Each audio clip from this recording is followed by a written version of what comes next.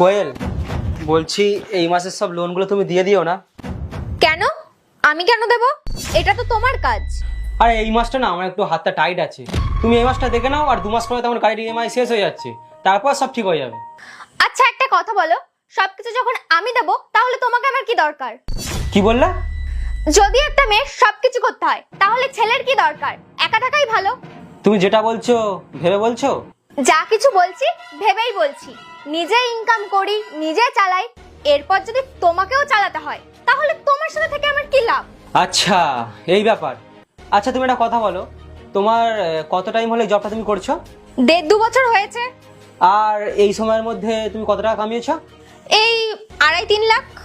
আর এই টাকার মধ্যে তুমি আমার ওপর, এই ঘরের ওপর কত টাকা খরচা করেছো? আরে করি তো, এবার সবকিছু মনে রাখা সম্ভব নাকি? আচ্ছা আমি মনে করে দিচ্ছি, যে লোনগুলো তোলা আছে ওই লোনগুলো তুমি দাও, গাড়ির যে ইএমআই চলছে ওই ইএমআইটা তুমি দাও, বাচ্চাদের যে পড়াশোনার খরচা ওগুলো তুমি দাও। আরে কি করা বলবে তো, ঘরের কি করো তুমি সেটা বলবে তো। আমি কেন করবো এইসব কাজ? এইসব যা কাজ আছে না সব তোমার দায়িত্ব। আচ্ছা আর এটা আমার কাজ কেন? বিকজ তুমি একটা ছেলে।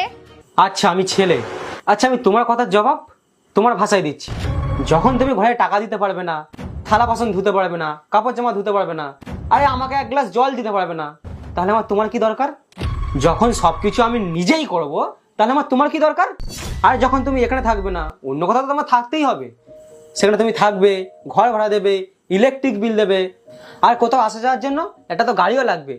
আর তুমি তো রান্না বান্না কিছু করতে পারো না, তাই একটা রান্নিও রাখতে হবে। আর তুমি তো যে কোনো একদিকে সামলাতে পারবে না, নাই ঘর নাই অফিস, এই দুটোর মধ্যে তুমি একটাই দেখতে পারবে না।